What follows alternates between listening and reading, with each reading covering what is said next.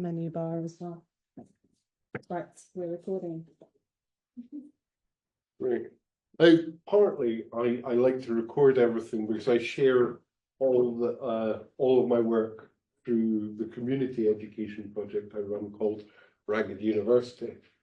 And that's where I've spent 15 years thinking through education, how we can do it with different means, and of course, starting out from a position of, oh yeah, let's tech this up. Let's get, use computers to do all of this, through a very convoluted journey to a position where I'm more critical of technology than I thought I would be, and this is the result of lots of mistakes, and I love mistakes because it's such a fundamental part of how I learn.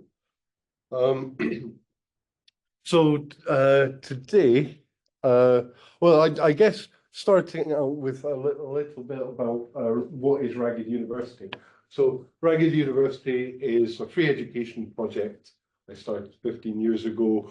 We use informal settings, so pubs, cafes, libraries, parks, anywhere that's free, in order to share knowledge and learn from each other and build off of the networks, the communities and locales. We use the website as a number for a number of reasons. One, it's a place to publish things, for people to publish and be effectively have their work engaged with and peer reviewed. It also serves as a medium, as a tool, an information tool in my own life. So as I put work onto the content management system, it becomes indexed and searchable and navigable. So that's an example of technology. Using the website as technology. In the places that I worked, often people don't have money to buy computers. Often people are using second-hand computers. People are using a range of different programs. Some older generations, some newer generations, different file formats, different security levels, which determine which platforms different computers are, get to access. I'm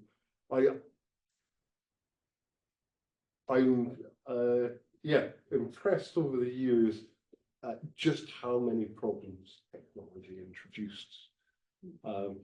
From somebody who's comes from a secretarial background and a research background, I spent time learning to touch type and to audio type and to use paper, pens, and organizational techniques. And I remember when the computer was suggested to replace everything.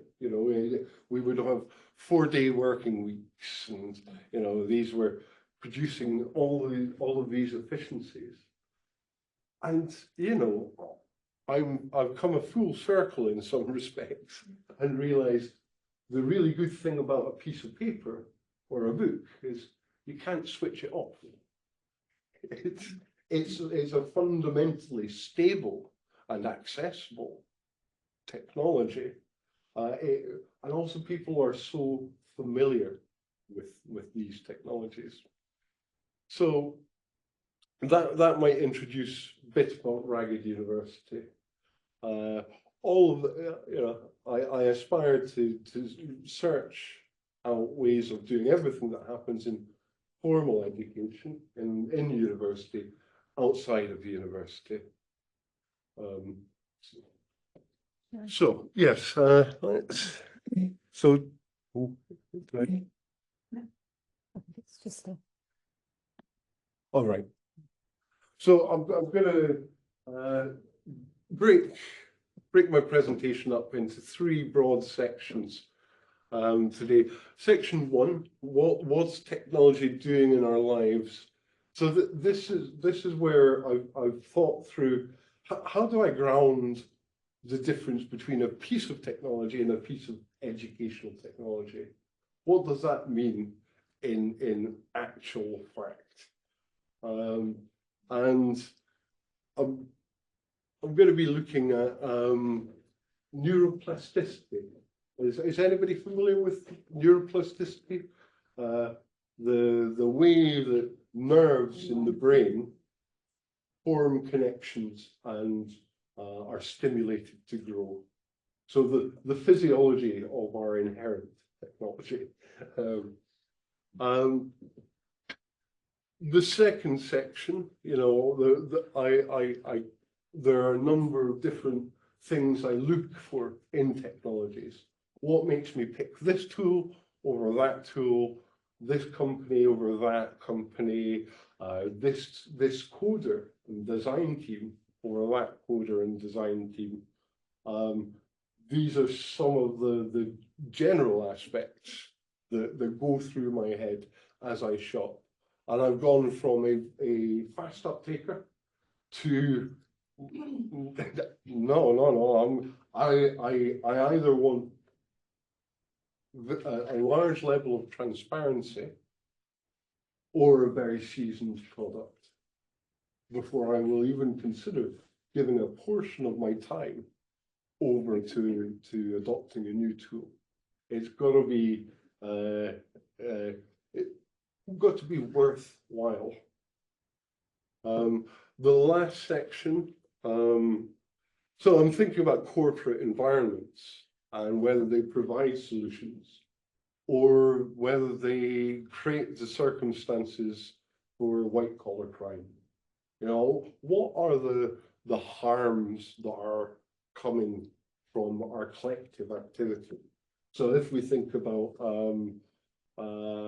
tobacco smoking, for a long time there was a lot of resistance to say smoking tobacco is actually bad for us. Doctors were even writing papers saying, oh, well, smoking 20 Chesterfields a day is great for your lung health. And we can shift our gaze to something like a car, you know, the combustion engine. You know, how sensible is this that we're burning fossil fuels on every street where we live and breathe? And well, there are problems with that. And digital technology has done a really interesting thing in making a material part of our world invisible. A lot of people, including myself, I've sort of started out with this notion of it just happens. Technology, digital technology is amazing because these machines do the work for me. And because it's externalized, it's moved out of my experience, I never sort of considered, well, there's all this energy being used, but with that energy being used, there's also pollution that's produced, which causes illnesses like asthma and dementia and diseases of oxidative stress, cancer, etc. The society really is resistant to talking about in terms of causative agents. But nevertheless, every time we fire up a data center, we're producing both carbon dioxide and carcinogens, substances that cause cancer and substances that cause illness. So on this journey of squaring that balance and trying to think through in terms of digital, what Professor Kevin Anderson made really explicit in my mind.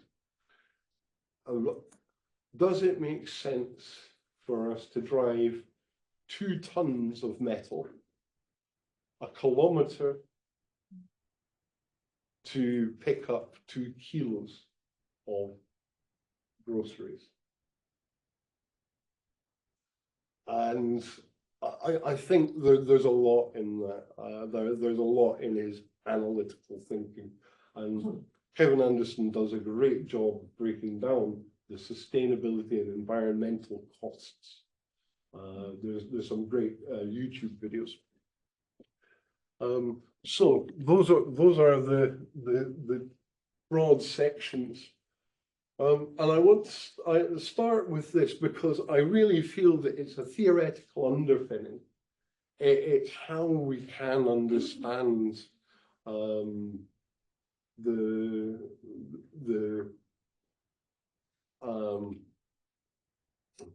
how this almost invisible thing in our life, digital technology, is actually physically and psychologically affecting us.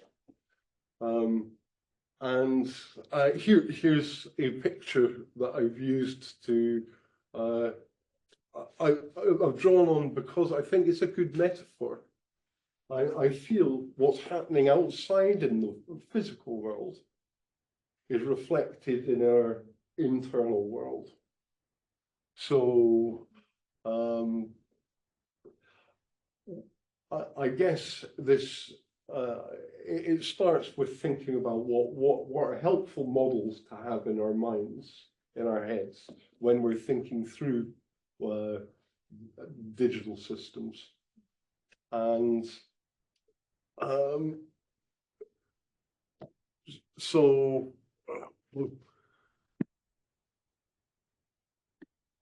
there we go. So I guess start with a bit of a conversation and a working model. So can you tell me in this room, what's an AI model? What is an artificial intelligence? Anyone? Has everybody heard of artificial intelligence? We've got people online nodding their heads as well. Great. Alex, has anybody not heard of what artificial intelligence is?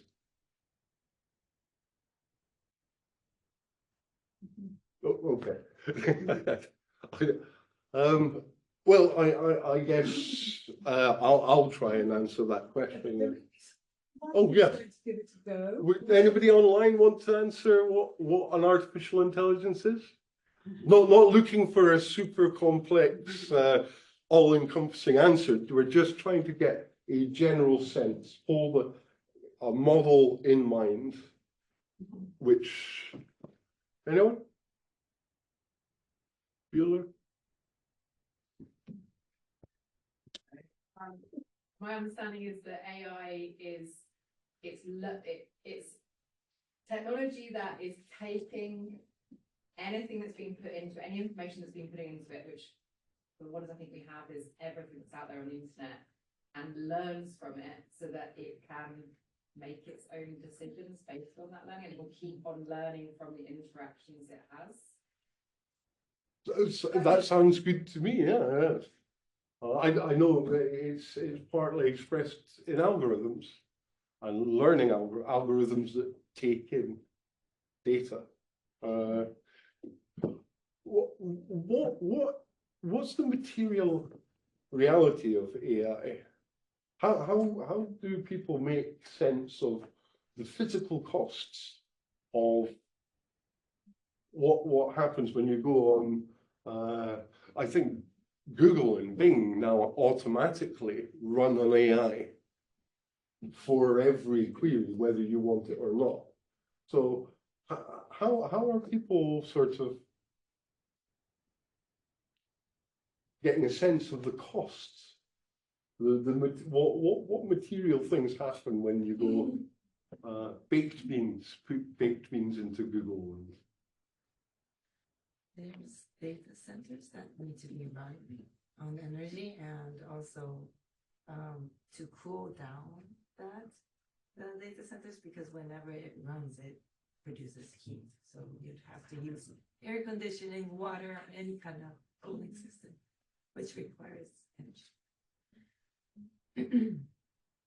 Right, yeah, I mean, this is precisely the kind of thing I hadn't thought about many years ago.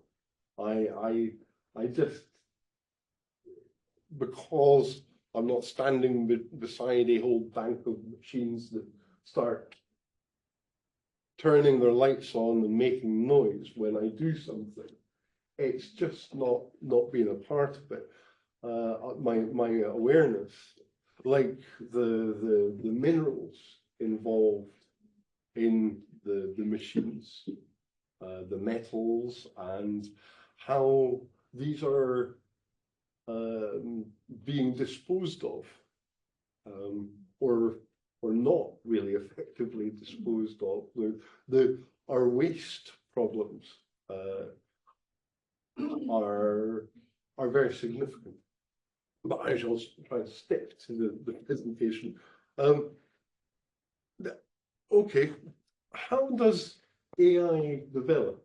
How do you develop an AI? I think this has already been touched on.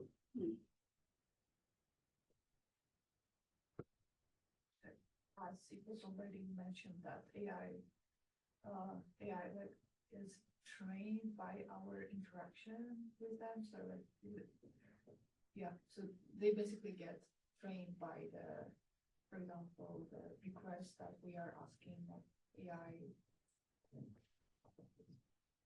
So by interaction Learning. and effectively information. Right. So I just wanted to do this because if I ask these questions about how your brain and your central nervous system learn and grow and develop, do you think you'd have a similar idea of how your bodies do the same things?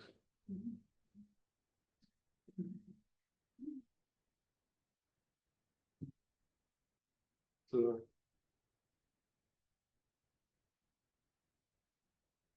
I think that's what I want to ground the first part of the lesson, for this session in. So it's not a bad model for understanding what happens in our nervous system, in our physiology. Because there are costs, there are material costs. We're learning, learning is absolutely fundamental to life, consciousness, appropriate behaviors in given contexts. So,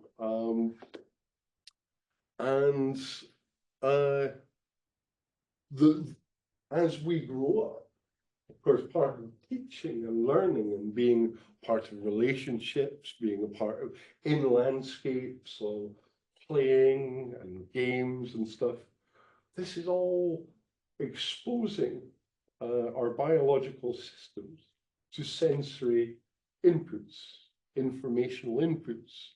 And our body responds to these, just like when we run up a hill. Our body goes, we're more there's a likelihood that we will be doing more of this kind of activity. So we will adapt, we'll make small adaptations. Our muscles grow, but also our nerves grow in the same way. So we adapt to circumstances. We see this in other parts of life. We put a plant in a pot, and you will see it will grow into that pot. And then, do you know the expression roots bound? when a plant is left in too small a pot for too long, the roots become bound up in itself and it stops growing. Yes, I made that mistake. Oak trees I planted, I put them in the pot. I thought, oh, those oak trees are doing really, really well. And then I realized that all of the root system had just become so, it had rotated on itself to the point where I can't plant them in another space, which is a real shame. But, so I understand that. But life fills spaces. And fish, of course, do this wonderfully well too. A fish will grow to the size of its pond, its habitat. So these kind of things, understanding our own nature is really helpful.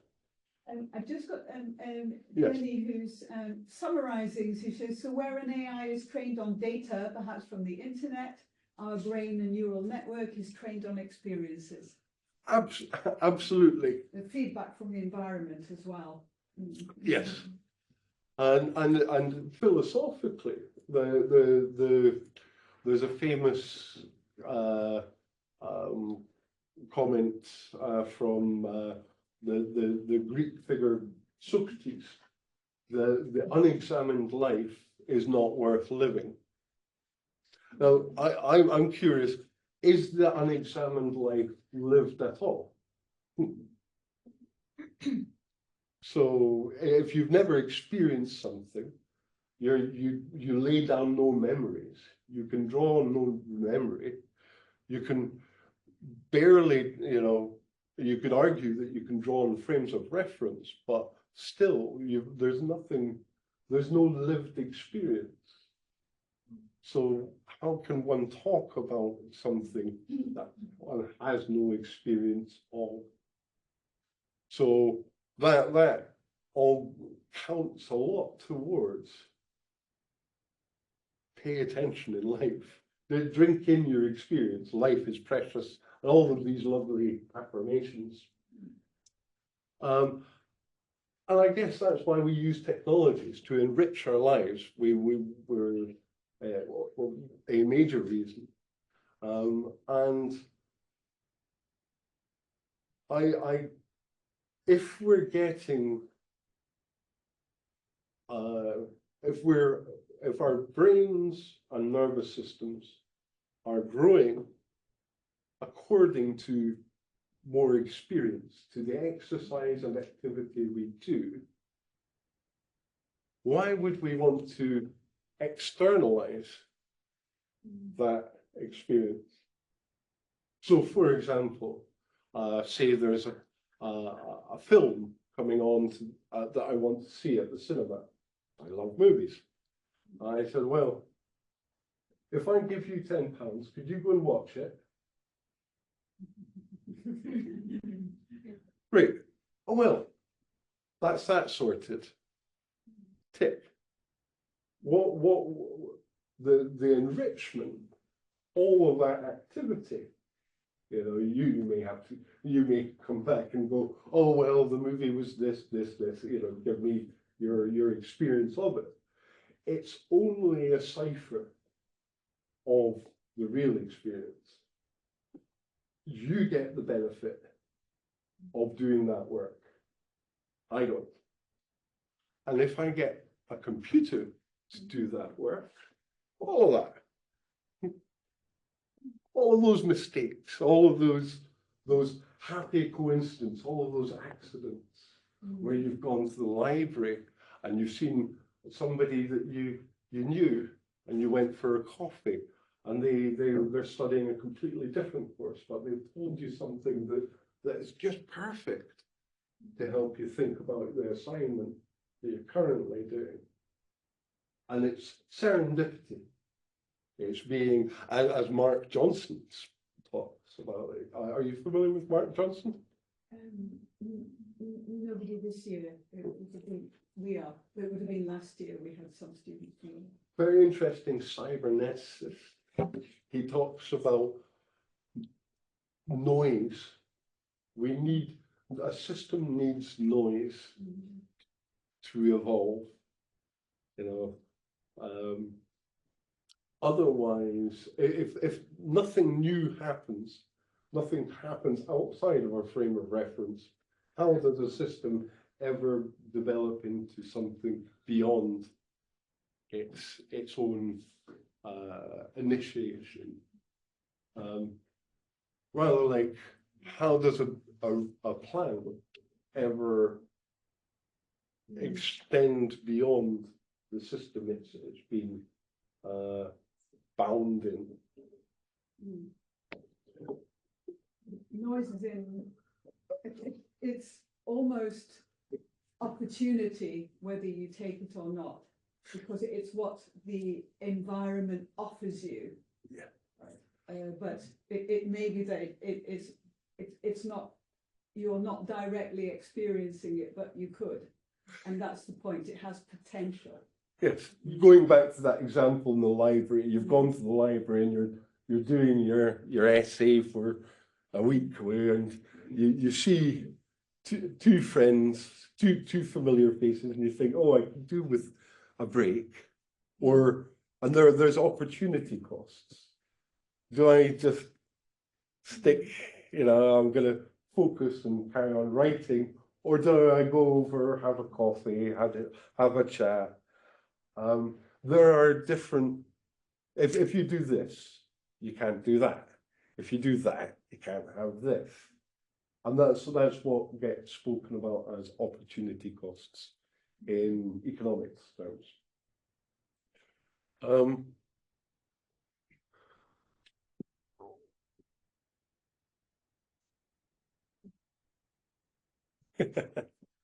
Max don't We're all talk. discombobulated by your computer. So I guess what happens when our brain stops being exercised? So you might have an understanding of what happened. You spent a whole summer doing lots of exercises, and your muscles are how you want them. And then you stop doing that exercise and you go,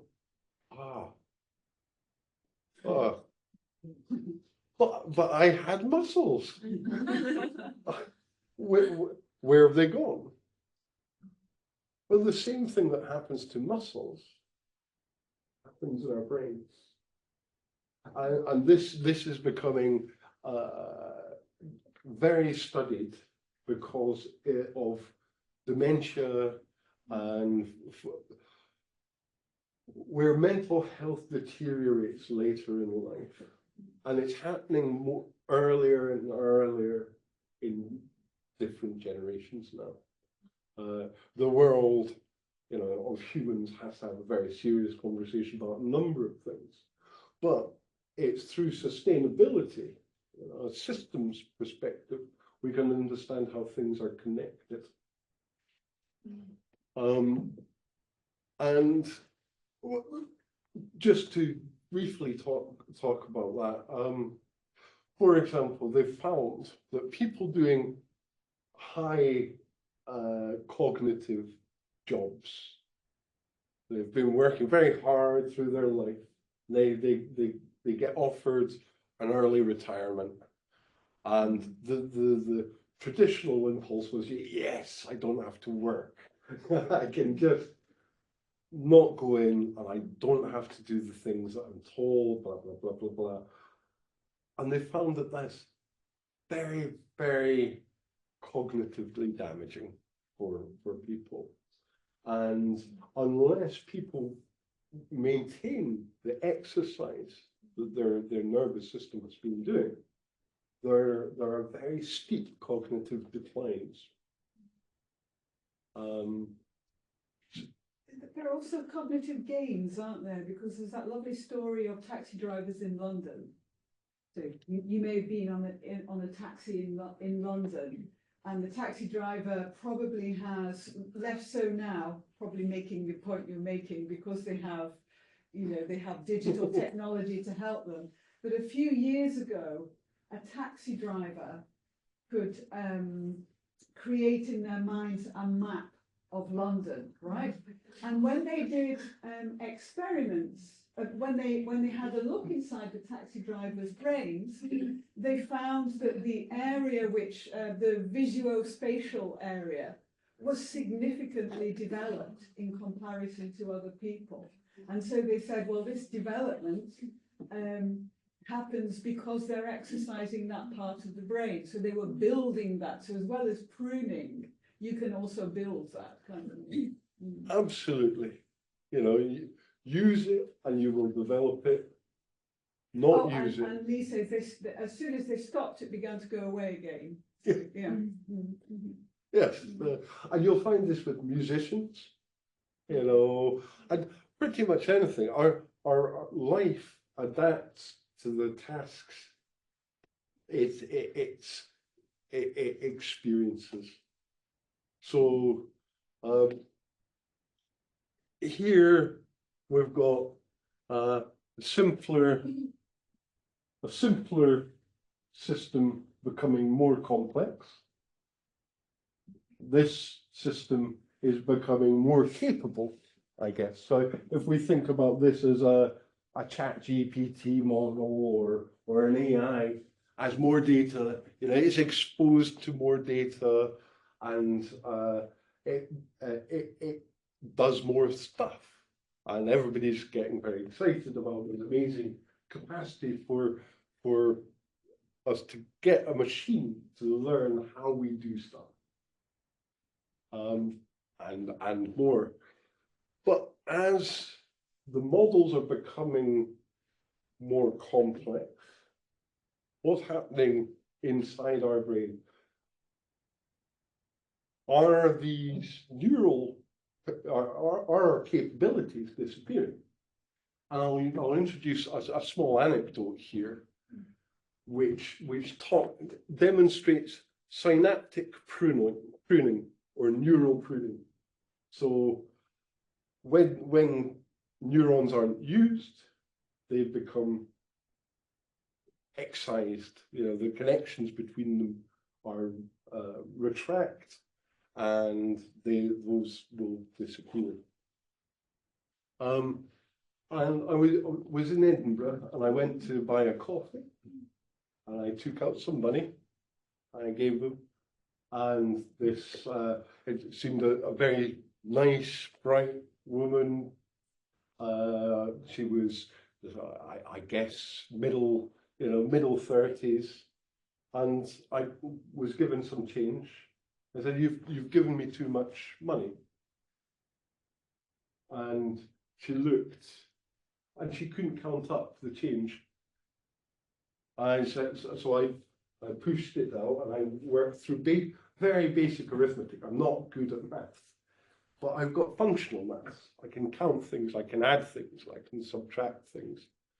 And she was utterly lost.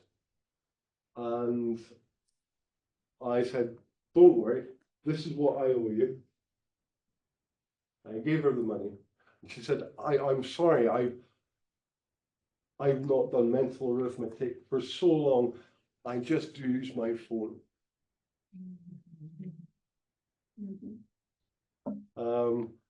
And going back to the taxi drivers in London, you know, when you're walking around the terrain or doing anything, the part of our physiology primes us. It is like a prefetch function. You know, prefetch in PCs. The parts of our brain we use most become more and more refined, and ultimately the tasks we do become easier. So if we externalize, does everybody know the film Wall-E? Yeah, it's one of my favourites. It's a lovely thing to do to watch. It kind of encapsulates everything I'm saying. And this is a picture from Wall-E. If we externalize some activity, our physiology just decommissions the tissue. And in the film, humans just externalize everything. We can get a robot to do this. We can get a robot to do that. We can do, and ultimately, it's on a ship flying through space. it's on a ship flying through space, and it's got to, I think, alter its course to go around the sun. So it wakes up, the captain, and the captain hovers out because they don't walk. They're on a hoverboard. And so even lifting their arm to press a button, it is kind of like what happens when we stop physically exercising. And what's really interesting is how our perceptions of elderly generations has been, in parts of culture, very incorrect. At certain ages, we've been told we become physically incapable. But this is not true. We're seeing a lot of research saying, well, no, physical activity can be maintained throughout life. And you've got people, there's an Indian gentleman who runs marathons at the age of 83. Now, I couldn't finish, or haven't finished the marathon at my age. I will keep that secret. But yes, yeah, if we don't use it, we will lose it. And the metaphor I would use, because it's really familiar, is the difference. What's the difference of, we're thinking about the embedded activity between creating a meal for yourself or your friends and loved ones, or ordering a meal via an app. And it's a pleasant exercise to do, to think about, and very quickly you realize that you're connected to all the world when you're out in the world doing things. You like to go to this grocer because they have this particular, these radishes are always very good, and besides, the person's very nice. And it's nice to, you walking to the grocer, you always see such and such who's always walking their dog. And you like to, sometimes say hello. All of these things are producing infinite complexity in our brain that is exercising everything, every sense, all the physical senses, the analytic, our capacities to sequence things over time. It's so you could do a PhD just on making a meal. You could do 100 PhDs on just making a meal, on the different things that would be exercised, making this meal or that meal. Life is infinitely complex. In fact, in the physical world, in the real world, I'm interested in what can be found in a square foot. Right? Mm.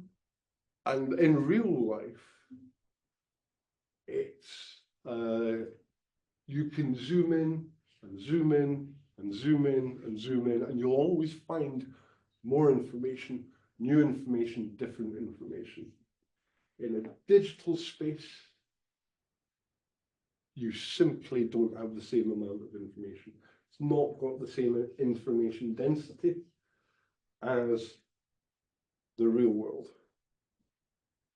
And that can help us quantify the exercise that's being offered to our neurology.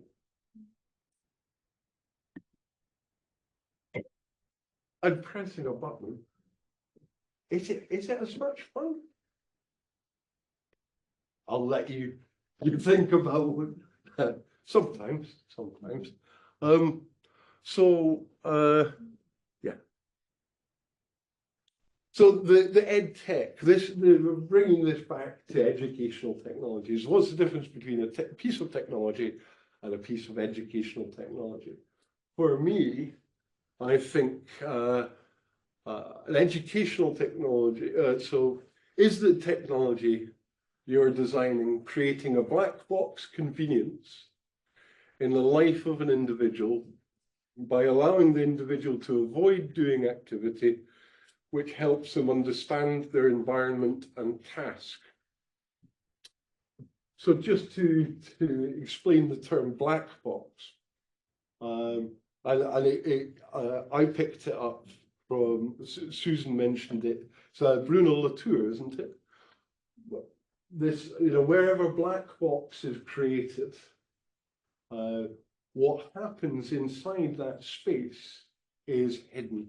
It's all of the details are obscured.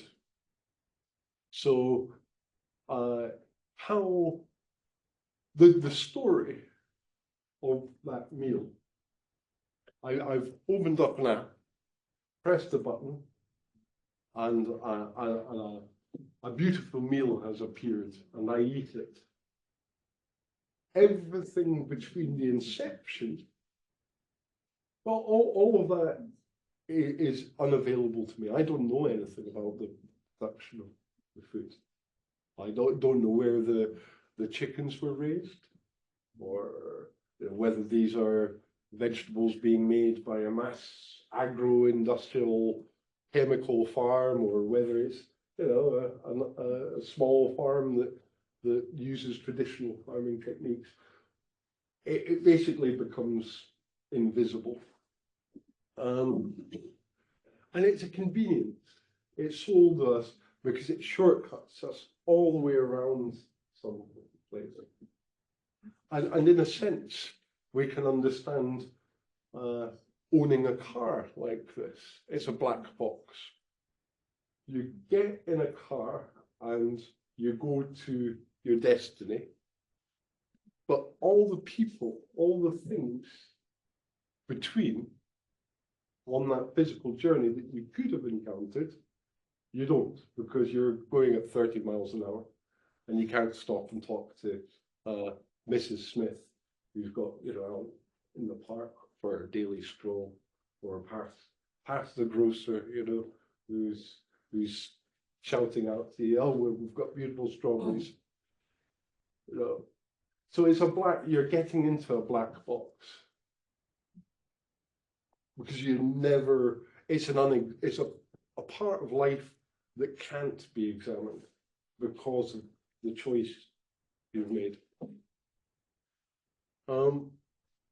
Is the technology you're designing producing opportunities to exercise the neural physiology, producing more neurons, connections between them, and capabilities? And that's what I'm looking for in a piece of educational technology. I am keen for a piece of technology, a tool, to help me produce inherent capability. I want a piece of technology to help me learn how to count things, do basic arithmetic, not do it for me, and do it for me without an account of how this magical thing, numbers, work. I press these buttons, I get this number. I know it's the right number. I don't know how it's the right number. And that I see as a fragility that goes throughout the technology world. The computer can't do this. Well, okay, in the absence of the computer working properly, shall we just do it? Well, how would you do that? So, So we're conversing online as well around this, and I don't know if you want to say what you were saying, Jenny, or you want me to.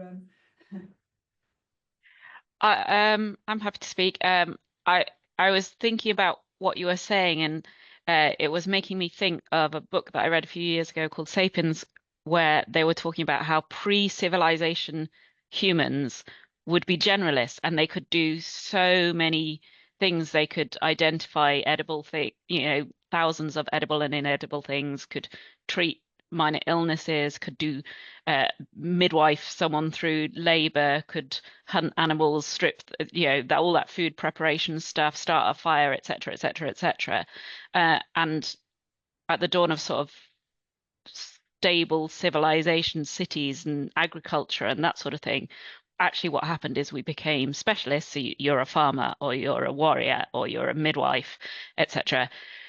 But that means by specializing as, say, a midwife, you then give up a bunch of other skills, because I'm only focused on that thing. And so we've pruned all of those other skills, and I'm just focusing on this thing. So if you put a modern human in the pre-agricultural revolution environment, we'd very quickly die off, because we haven't got all those skills. I think you're pruning two things, aren't you? You're pruning the skills, and you're pruning the ability to cut across the skills and see that make the connections. Yeah. yeah, we're losing capability, and there's controversial work on IQ tests, and there's discussion about the Flynn effect. Anybody familiar with the Flynn effect? It's very rudimentary work, because I think that it's really important to critique IQ tests and what they're measuring or not measuring. Often they've been shown to simply be testing whether somebody has knowledge of an in-culture, rather than testing the inherent capabilities of people. But whether culture is becoming more polarized, or whether the mean average of collective intelligence across large data collections, the mean average of IQ was going up for several decades. It peaked, and now it's going down. Now the scientist Flynn offers his accounts on this. I think it's probably a mixture of many different things, but very significantly how our world has become a convenience orientation. We even the way we are interacting with each other is becoming parsed by technology. Shorter and shorter stories, smaller and smaller windows to communicate your experience, or just interact so you're not alone in this earth. Faster and faster moving opportunities to connect with others. There's so many determinisms that are shaping our experience, and looking at things like, I think I'm saying it right, hikikomori. Are you familiar with this term? I've been reading this as a term that has been coined in Japan for people who never leave their house at all. Hikikomori. My apologies for yes, so people never leaving their house at all. But it's fascinating. So the technology is really very powerful, the way we structure our world is so much more powerful than I had ever anticipated. Because I just thought, this is just an object with buttons, and I can press the buttons. I am in control of the object. And now I think, oh my word, a significant part of me is determined by the objects that I use. And now I'm trying to wrest back. I guess what I'm thinking of as psychological habitat.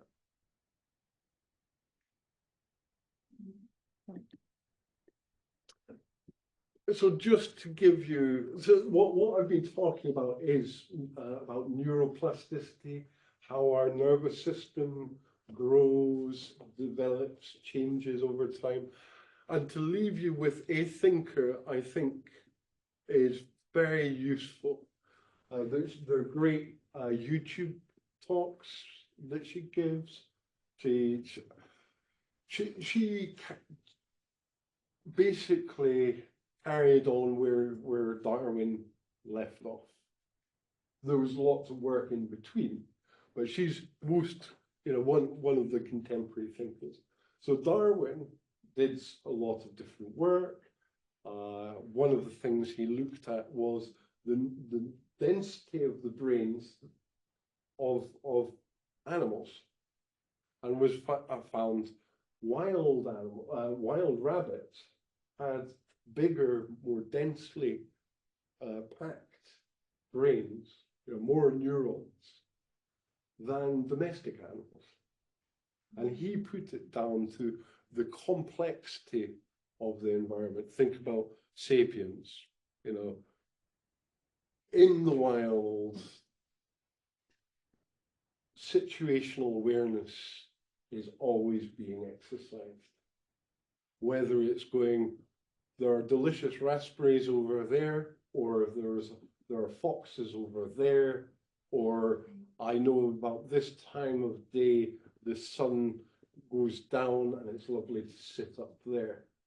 There's lots of complex things going on.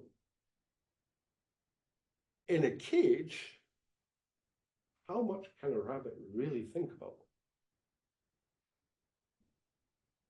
And that results in fewer neurons being produced, fewer connections between the neurons, and what they call domestic behavior. It could be planning a vengeful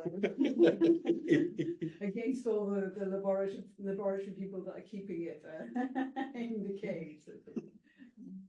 Absolutely. Well, Marion Cleaves Diamond is a modern commentator who over several decades used modern techniques to analyze the effect of an enriched environment and what constitutes an enriched environment on the development of the brain. And I wanted to include her work because I think it helps us to understand the environments we are creating. And also, if we don't do that, we are in danger of solipsism. Are you familiar with the terms for solipsism? Self-creating, self-referential reality.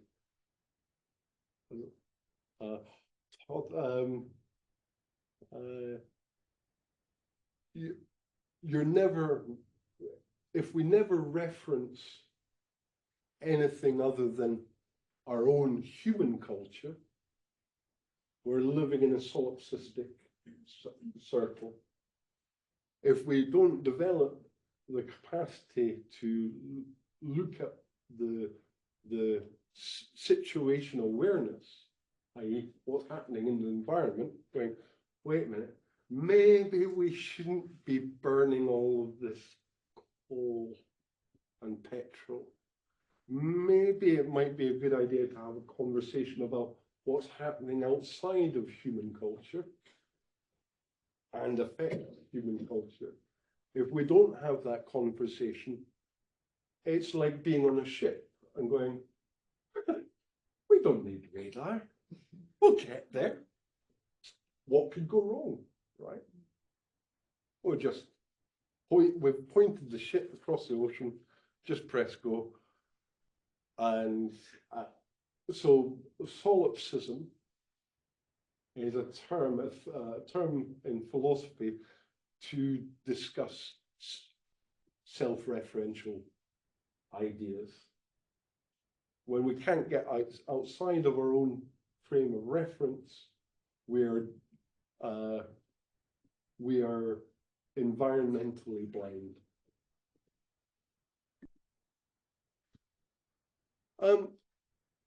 Big moment for me was discovering the digital is not innocuous. It's not neutral.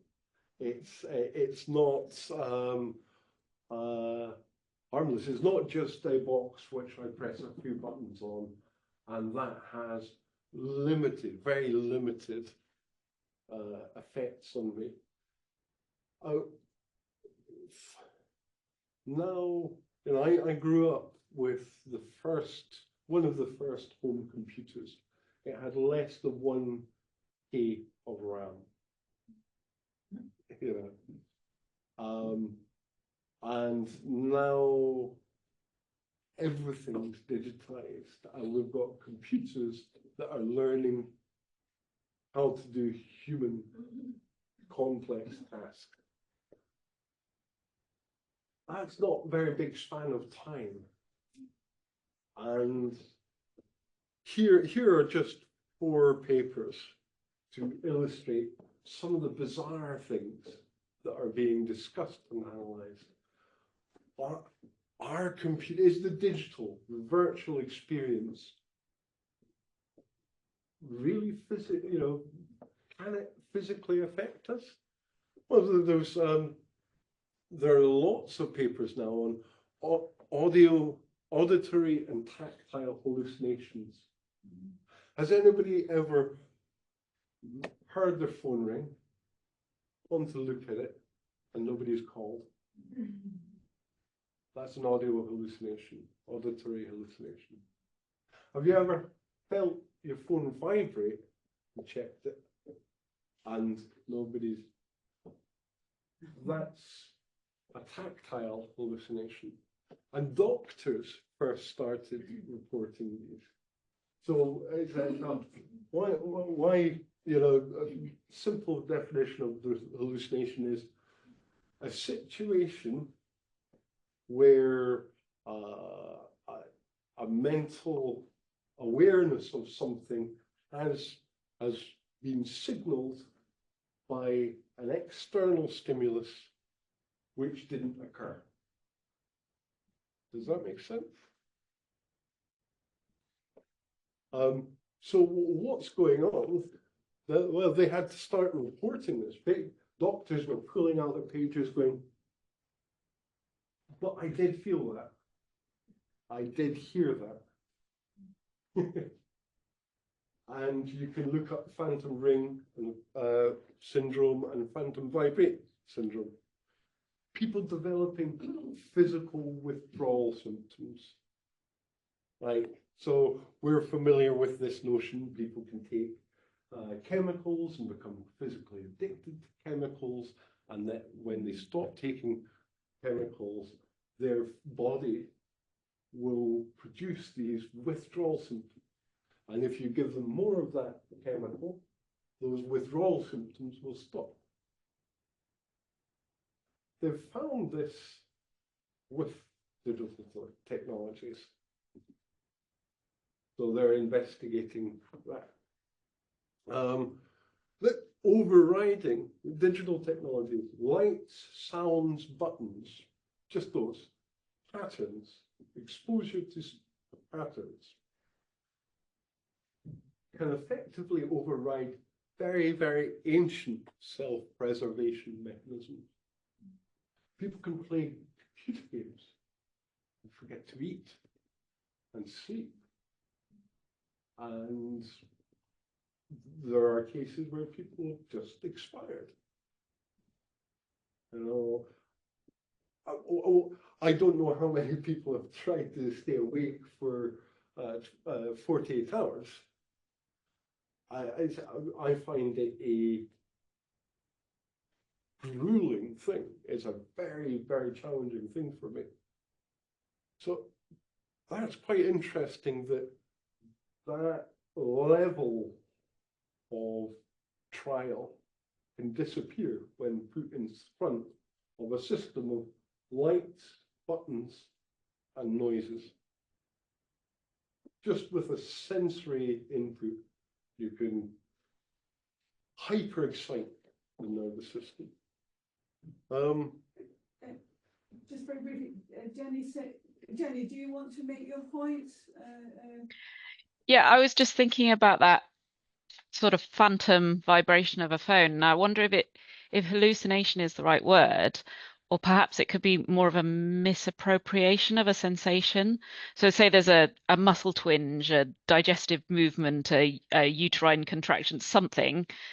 And then rather than assuming, oh, I must have eaten something that's causing me or gosh, my muscles are aching after that workout, or I'm having period pains, or we attribute it to a phone vibration instead.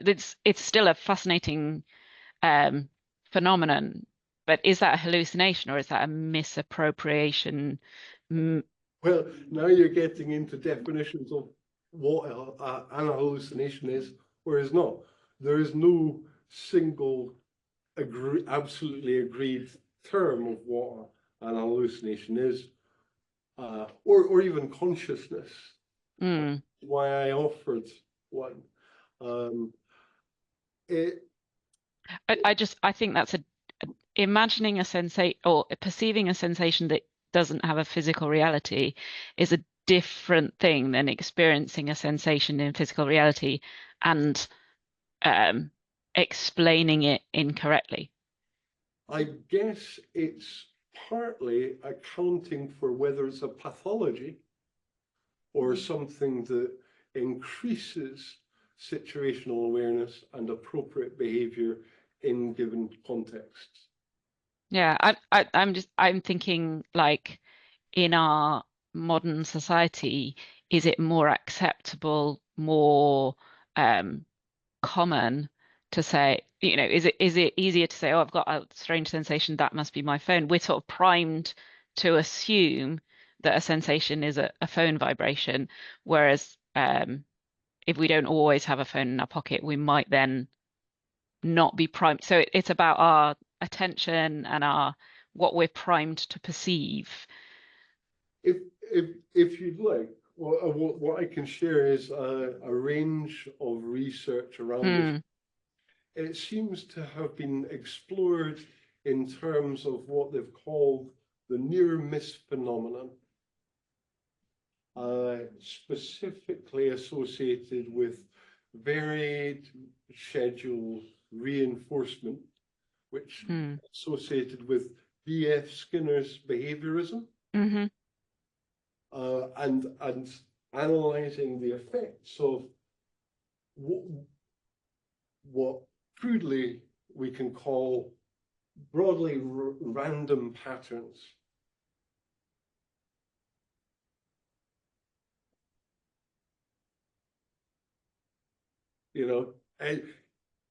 Randomness, which isn't a very scientific term, randomness seems to excite and prime our nervous system. It puts it into a state of awareness, and an energetic state. And they've been studying problem gambling and dopamine farms. You're familiar with dopamine farms?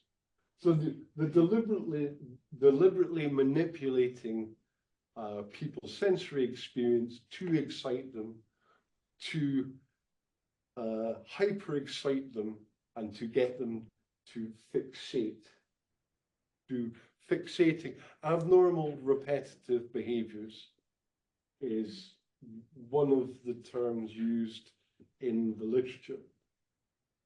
So because it's an unfolding area, and it is definitely relevant because so many people have pagers and phones and more virtual technology,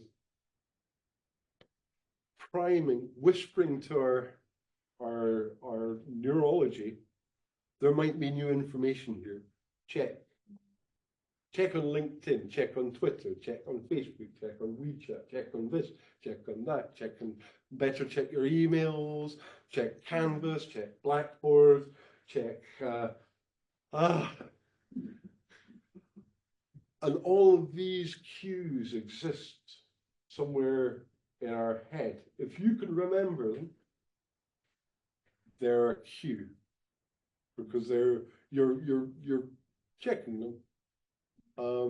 And I guess part of what I'm trying to do is just bring these into the conversation and remember that my original conception of technology as innocuous, as unharmful, it can't harm me. I don't believe that anymore. I think we need to use technologies wisely and thoughtfully to produce the effects that we know the technologies will produce. And we can't be so cavalier as Silicon Valley has been to just move fast and break things, because the things that they're breaking are people, communities, senses of democracy and shared learning, living, and also the planet. So what I'll do is I'll put a whole heap load of stuff on this for those people who want to go into the various ways these phenomena are being discussed. Good? Alex, it's coming up to 12:15. Right. We need to finish around 10 to the hour, don't we? So maybe a little bit of time for questions. Yes. Yeah. What's the next slide? I think that brings us to the next. Right. So this is the final slide in the first section, and it is really putting stuff on the table. What are the things we need to have a proper talk about in terms of health costs? Health costs, I feel, are the first part of understanding wider costs to other living things and biosystems.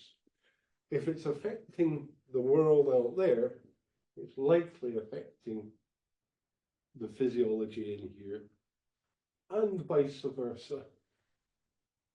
So I've talked about the notion of neurological denudation. I've talked about cancer and disease causing chemical pollution as an externality, and EMF pollution issues are emerging. Now it's very interesting seeing conversations unfold, because you get people taking very polarized views, and some people go, I don't even think about this. What a crazy thing to say, that cigarette smoking harms your health. I've been doing it all my life. What? A car doesn't harm anybody. I've been driving all my life. I drive my children to school. Just electromagnetic radiation frequency. Yes, so I first became aware of this when an editorial was published in The Lancet, a very conservative medical journal, and a professor had brought several papers together and said, we've got to discuss the safety levels for electromagnetic frequency pollution because they were set in an age where we had several orders of magnitude less exposure and no sense of how many things would become broadcast via wireless technologies. And when I found a commentator called Dr. Deborah Davis, who is, amongst other things, Nobel Prize winner, has informed the United Nations, she talks very clearly and with very good evidence basis about the issues of electromagnetic frequency pollution. Does anybody not have a smartphone? I can see they do. So has everybody who's got a smartphone looked at the health warning in their smartphone? Did you know that they're... Inside your smartphone, there is a health warning telling you how to use your phone and how to limit your exposure. It shows my Look screen at time. settings and RF in settings. Yes. You use a search and go to RF. It reminds me that I RF use like exposure? 10% less screen time than last week. Well, France, the French government, not that long ago, put an injunction on Apple. I think it was the iPhone 10, and they said you have to withdraw this product because it's just emitting too much. It's dangerous. So if we think, say, let's go back 100 years, and I'm thinking of generations who would go, all right, summer's here, some warm sunshine, we go out in the sunshine, fantastic, right? How long, at what point did people get told, I know the sun is, totally part of your life. It's not we're telling you not to expose yourself to the sun. You just have to be careful how much exposure to the sun you have. So you need to cover up if you can, or use sun creams that block some of the radiation. I think that's what we're seeing with electromagnetic frequency. And to help here, I worked with a medical physicist to start gathering together the peer-reviewed research on this emerging area. And I'm putting it all in one place with, and there's a video from Dr. Deborah Davis. You can also find that on YouTube. But this is an opener. This is a conversational opener. If you're designing a technology for an iPad or a smartphone for a living human being, especially a child,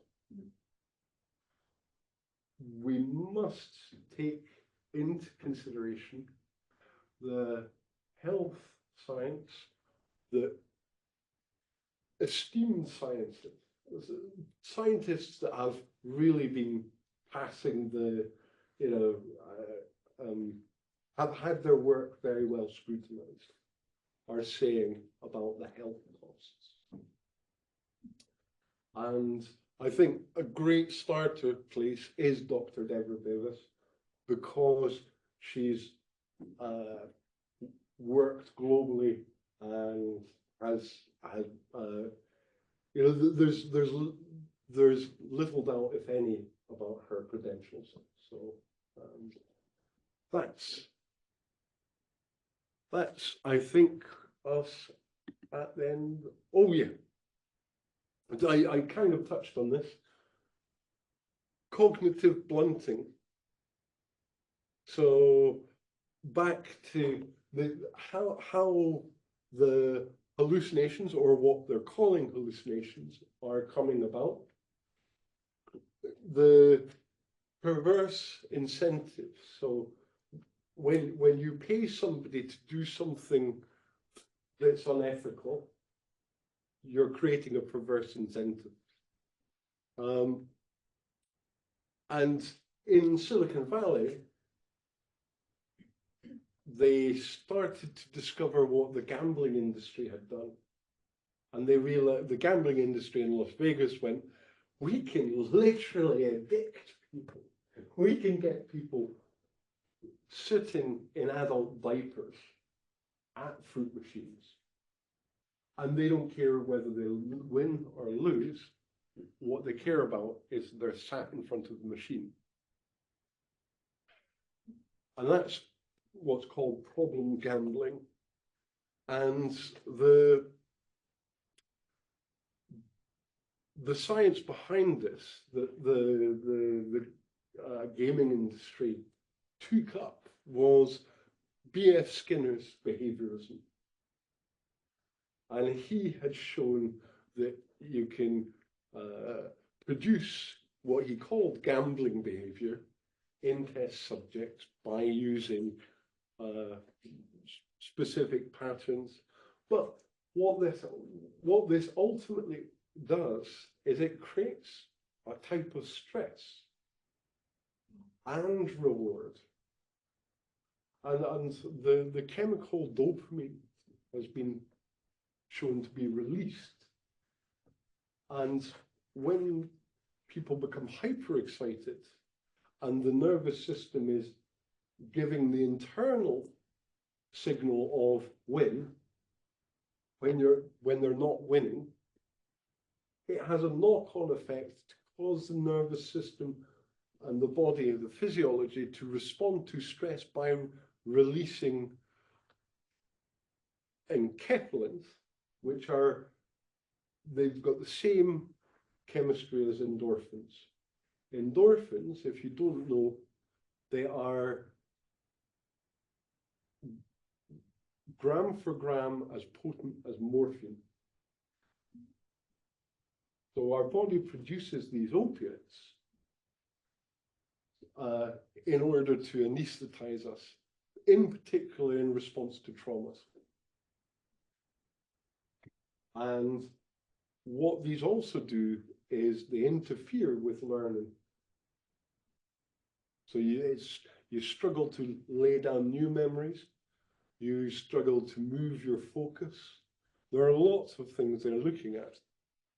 So cognitive, the capacity to learn can be damaged by the things that Facebook, Twitter, Google, Amazon, advertising, these are all arguably interfering with your natural capabilities for learning.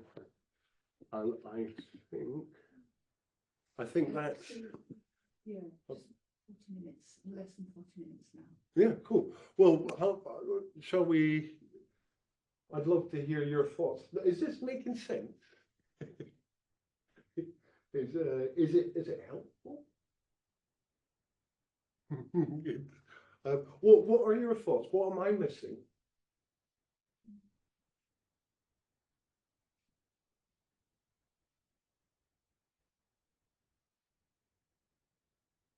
I suppose the only thought I had was about when you talked about when we're like linking to the apps that we're building, and you asked the question, does it produce opportunities to exercise neural stimulation? Like thinking about like what we've looked at in terms of user experience and the fact that, you know, designers primarily have focused on making things easier for the user, and that has been a significant part of user experience. And it's like, how do we shift that away to, rather than making it easier, helping stimulate and enrich the experience that people have with the technology? I don't know, because we've kind of like, we're living in a world now where we want easy. We've been used to that. Everything's been made easy, and we, yes, in this room we're aware that that's not a good thing. But what about other people? Yeah. I don't know. I mean, is it worth watching Wall-E with? If you do the AI unit next semester, you'll have to watch Wall. Oh, really? Yeah.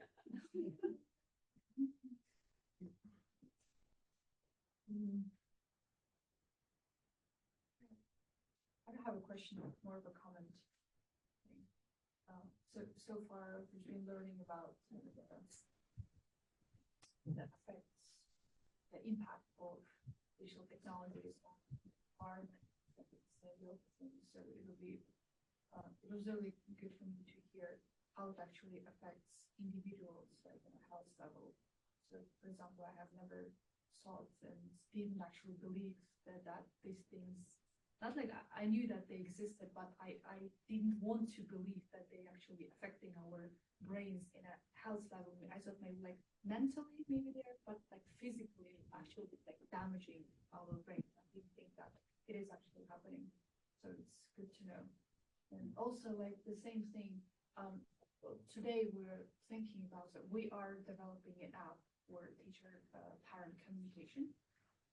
So it is already digitizing this interaction, so they do not actually meet in person, they just like send each other text messages and chat online. So we've been thinking about developing a feature where with pre-made requests and questions, for example, so the parent doesn't have to actually text the question, or they can just like choose from the most common questions and then send it. So actually the same goal and make it easier. So we thought maybe they are like very busy, so they don't want to type in questions. But after this lecture, I'm thinking maybe we shouldn't do this because it is already digitized, that they are already like losing their this humaneness. Maybe if we like encourage parents actually text this message, maybe it will be better for them to like kind of socialize and treat it as like people, not like robots. For example, if you just click on it, you are acting as a robot. Like how different are you from robots? So like chatbot, like to send it.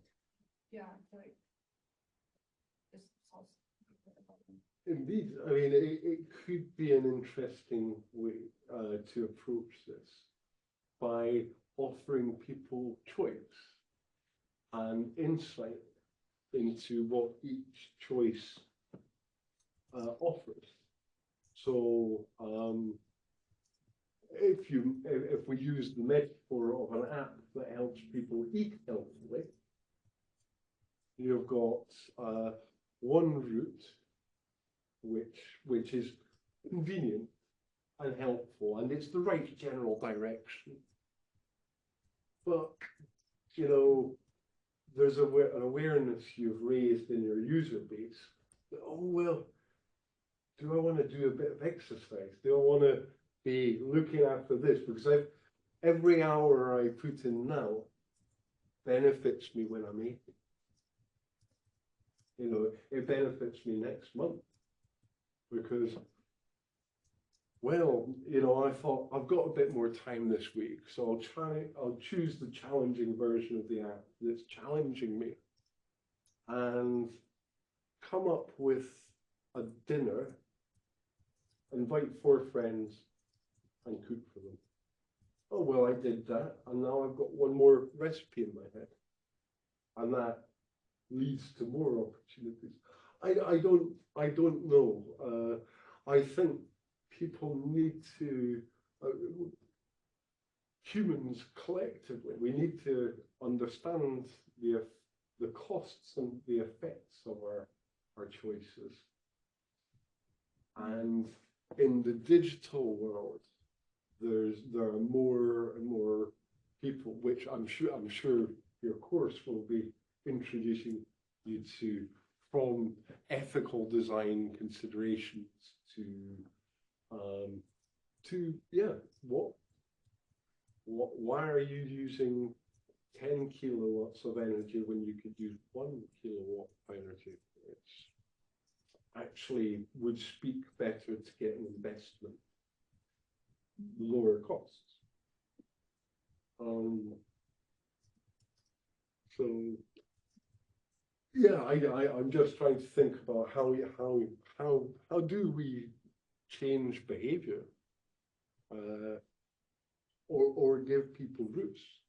I'm curious, after thinking about neurodevelopment that I've spoken about today, who, if they had time and energy, would do all the things necessary to train, to look after your mental physiology? Or do you actually quite like not having to think about stuff? Claire online says even when you know, for example, about RM pollution, etc., I'd be ashamed to say how many times I've touched my phone since 11 a.m. Likewise. But it's very interesting to see the spikes in cortisol. Cortisol being the classical stress hormone. It's long and unregulated cortisol in the body causes lots of illnesses. And there's lots of very interesting studies on the release of cortisol when somebody cannot see their phone. You know, that's quite interesting, you know, because there's something of a nurture connection going on. It's been mislabeled. You can imagine a child would have that kind of stress response when they can't see one of their parents. Like, where's mom and dad gone? And that the body seems to be doing that, releasing those biological signals of stress when I'm not physically attached to this technology. Again, I'll bring all of these studies into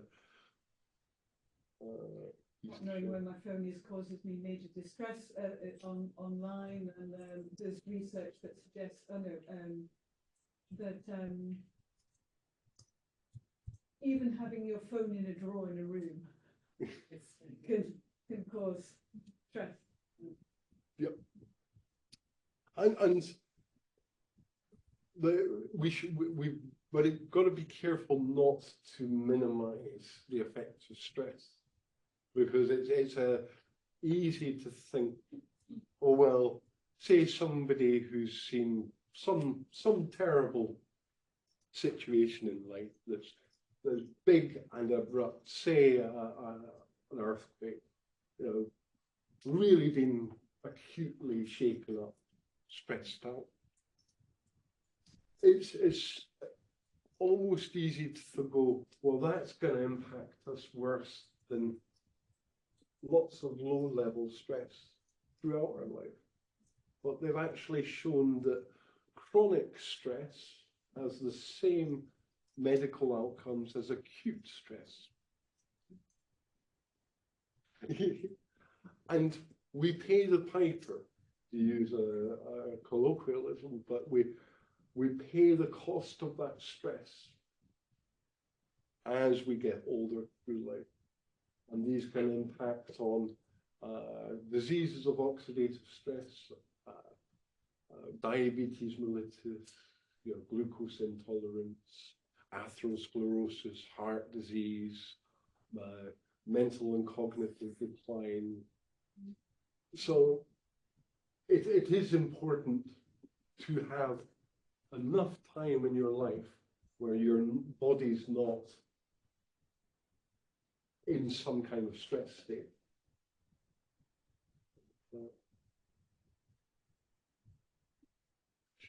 It's 12:35, so I don't know if you want to Okay, so the next question, the next series are sort of, I'll whiz through as quickly as I can, because it gives you, now I'm going to move into the sort of design considerations. I go, right, okay, I'm always looking for a useful tool to do this, or try out new things. And I guess when I'm considering adopting a digital tool, I want to know that I'm not creating a dependency. When you create a tool, you can often fix the problem you're sorting by creating the tool to sort the situation. And there's an interesting guy called Stafford Beer who thinks about cybernetics and how often the solutions we're given are predicated on the problem being what it is. So rather than fixing the problem, somebody has created a tool. Does that make sense? It's a subtle differentiation. So if by using this tool, will I then always have to use this? And then the CEO will go, well, we'll just give Alex lots of space to store stuff on the cloud. And it's going to be free, guys, free. 5 years later, they go, oh, well, we've changed it. I know you've put 100 gigs of stuff onto the cloud, but you're only going to get 20 gigs for free. Everything's changed. I'm dependent. I've just not got the time to move that stuff out of the cloud. My ecosystem has become this tool. That's what I avoid like the plague. All software can create dependency. Remembering corporations are not ethical agents. It's just being true to the environment we're all having to negotiate. From what I've looked at, if it's on the stock market, it's not in control of itself. It's simply a turbulent storm of algorithms making more money. And that money is, there are legal precedents that have shaped making more money the most important thing. So stock market, corporations, when we really have to look at what their behavior is, like Microsoft. It's been fined so many times by courts. It's done so many bad things, unethical things, naughty things. It has destroyed so much richness in the world. So many great coders, so many great little products they've bought and shelved. So and the beauty is the court findings on all these large companies are public. So I just remind myself, no, these are not our friends. They want to look like our friends and behave like our friends until we stop giving them enough money. And next year they will want more money. So, and these are some reports and headlines I think it's important to just know who we're in a relationship with, a contractual relationship. What are the cost barriers to using a tool? If I'm going to pay rent, that's just off the list straight away. Do I own my own product? I don't want a product that's reliant, on my local computer, and it has to connect with servers, 1,500 miles away.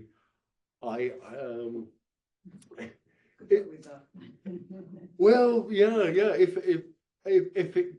If it cannot exist without an umbilical cord, it's gonna have to have a really strong offering. Otherwise, I can find other better tools, and I have. So, does it require me buying other things? Is the freemium sufficient? I think it's miserable when a company goes, oh, well, we're going to give you this free bit, but that free bit offers no value into your life at all. So how can you really test the product without having a sufficient free offering? So I think the freemium models can be very good. I think companies really need to ask how much money is enough. Do they have unstable ownership? Is it run by Elon Musk? He doesn't strike me as stable. I don't think he's bringing stability to his companies. I think this is just one name out of any number of people rattling through Silicon Valley and other places, absolutely convinced that it's great to move fast and break things because they don't have to clean up. Does the cost exclude external uptake?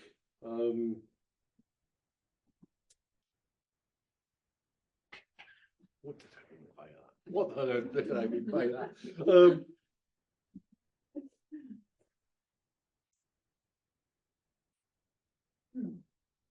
I'll come back to that. I think it was a point I was thinking about in terms of collaborating with others. If I've got a seat on this, a license for this, can I use it with a colleague? Or do I have to convince somebody to have, spend £1,000 or 1,500 quid or whatever? I think that's a really important question to ask, isn't it? Yeah, I mean, exclusivity is problematic. Does it work across operating systems? Fairly straightforward. Products that need to land on modern machines, I've often looked at as really lazy because I look for elegant code. I look for things that are designed with the minimum number of performance costs. If it's got good performance, that often correlates with it's more sustainable because it's using less computational power. If it's got fewer lines of code, it will use generally less power. I like elegant design solutions, and quantum leaps happen in elegant code. Nothing happens in companies that just produce what I call bloatware. The code gets bigger and bigger and bigger, and they're just bolting on ad hoc. To the point where, for example, Adobe, it's so lumberingly huge, and I can get other programs that do some of the things better. Is it data exportable? Once I put all the stuff into your system, can I get it back out? If I can't export it, I'm not going to put it in. I've been burned because of that. Oh yeah, file type convertible. I could have written, well, I wish I could have, but I could have written all of this presentation today in ancient Latin. Is it any good? No, because nobody speaks it, right?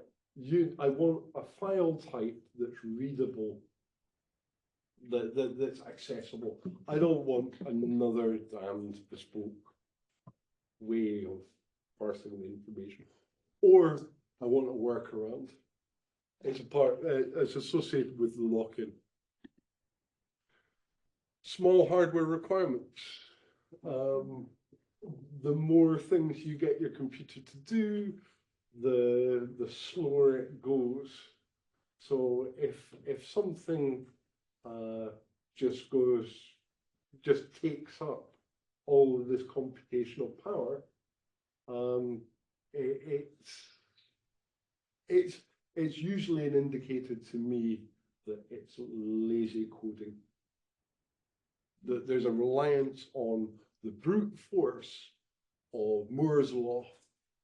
You know, the faster computers coming in, your computer stopping working, and you're going, oh, I can't fix this. I've not got the time to. I'll just go to the shop, and the shop will go, oh well. Rather than fix this, why don't you have a new one? And we'll take your old one. And or we hope they take their own one, but it just creates these lumbering. It speaks to me of a company going into decline, because they're kind of we're not going to think about innovating. So they're in it for the money now, and they're not listening to where their value is, which is significantly in the coders. Opt-out metrics, yeah. If there's not transparency about the data that's being collected and control over my own data, I'm not going to use the product. I think environmentally, the very big part of the iceberg of sustainability costs are associated with data and data broking. So you've got all these user interactions. You think, okay, well, an income stream by selling that data, that's great, great.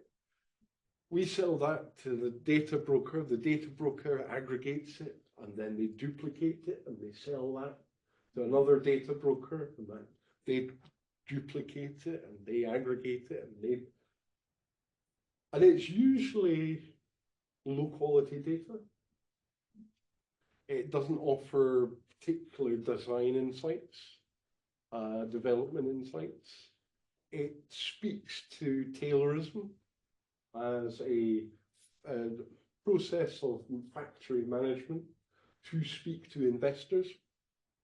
We have this many users, this many things, and I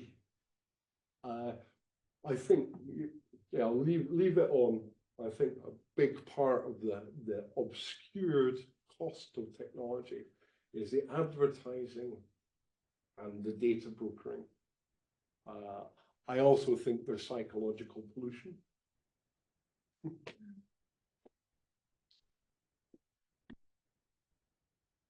Stable ownership, I've touched on this. Stock market is a moral and ethical disaster zone. An example is that innocent, fairly straightforward product. We take fruit, we liquidize it, we sell it. People go, I think it was a lovely, lovely product. They were very successful, and then Coca-Cola bought it, like it buys everything. It just aggregates. And the product, in my opinion, changed. The fruit smoothie got worse.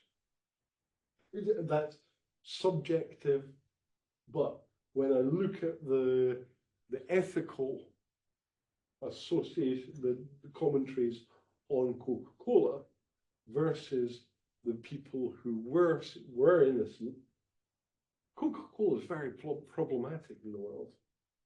And so stable ownership, I want to see this not just being thrown about like a financial instrument. Just gonna check if everyone's waiting for the reading.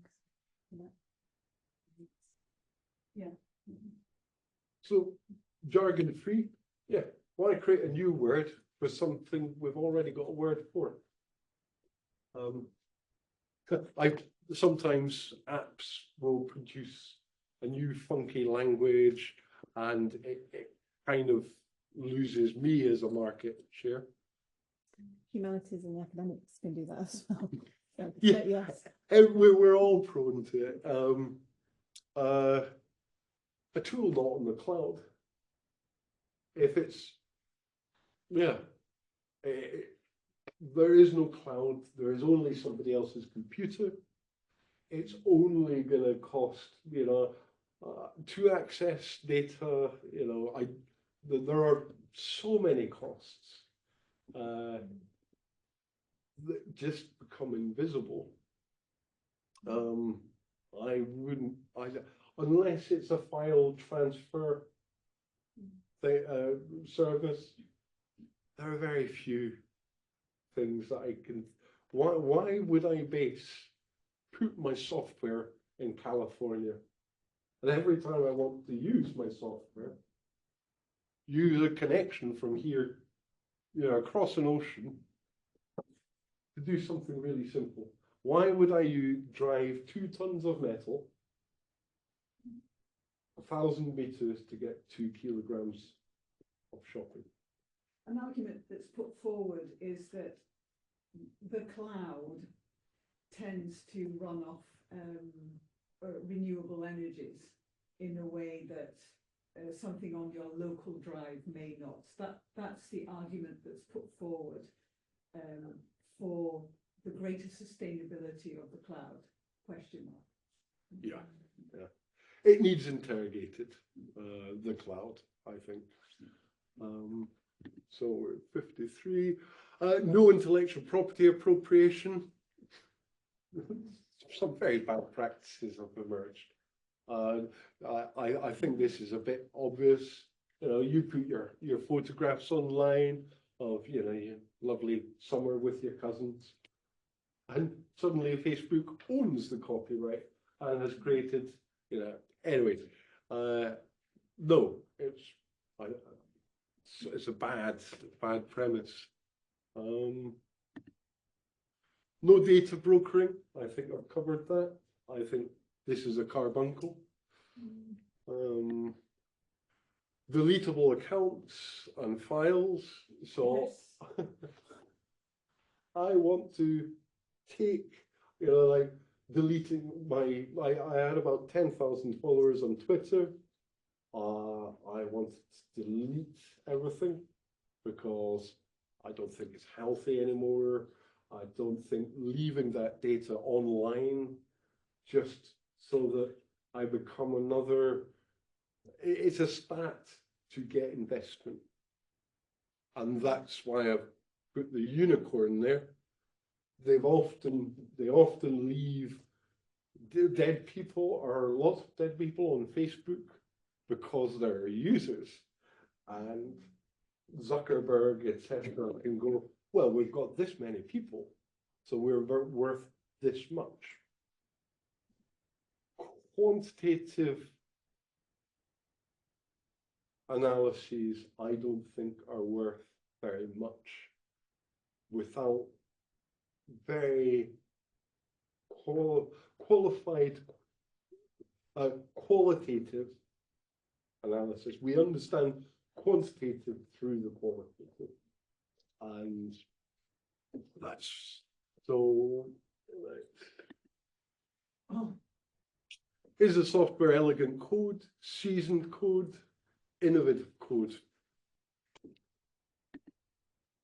The material costs of computing. Why have I changed to DuckDuckGo and I away from Google or Bing?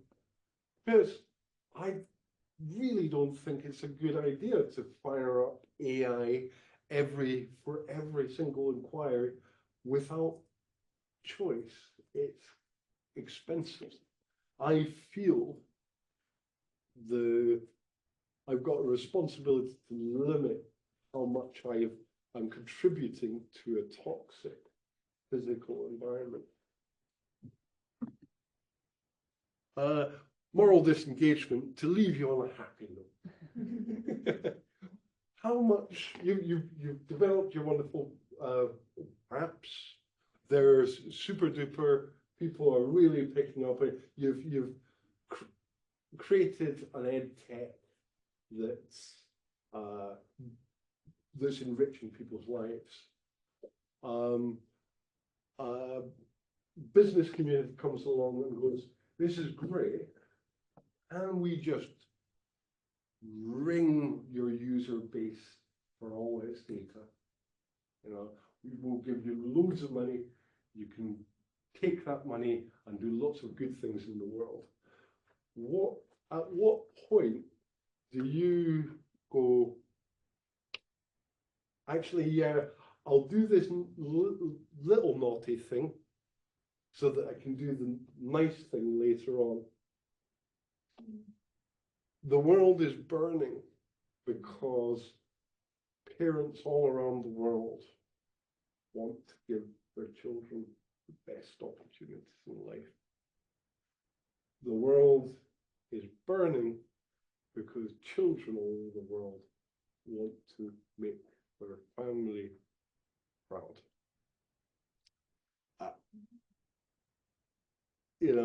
And I think moral disengagement, we've got to think at what point, we can make this phone, we just use conflict minerals. And we throw a lot of community bits. So, anyway, Was that the bright note? that's a bright note. The bright note is that you're all, developing new 3.0 versions of our world now. You're designing things that will shape the world. So you've got an opportunity to decide how tomorrow world manifests. The tech designers of the future. So I hope that's okay. Thank you very much. So we've not got time for questions now. I know some of you got sessions this afternoon, but if you've got questions, then Alex will be coming back and very kindly joining us again towards the end. So you've got time to think about what your questions would be, bring those questions to that session. But we can also pass on your questions to Alex if you've got any in the meantime. That's okay. And if you send me questions, you can do them anonymously or otherwise. I will write a response for every single question that gets passed on. Yeah. So that. Might we do that via a Padlet? Could we do it? Yeah. Yeah. Yeah. Happy. One way we can do it. Yeah. Okay. I'll set that up. Great. Thank you very much for joining us today. I'm going to send you an email with a little bit of a reminder about what I've said for next week, with a bit more detail about that, so you've got more sense of how we're going to do it. But yeah, thanks so much, and we'll see you next week. And there is a tutorial next week as well. Thanks everyone online. Bye. Cheers. Cheers. Thank you. Pause the recording. Checking code. We're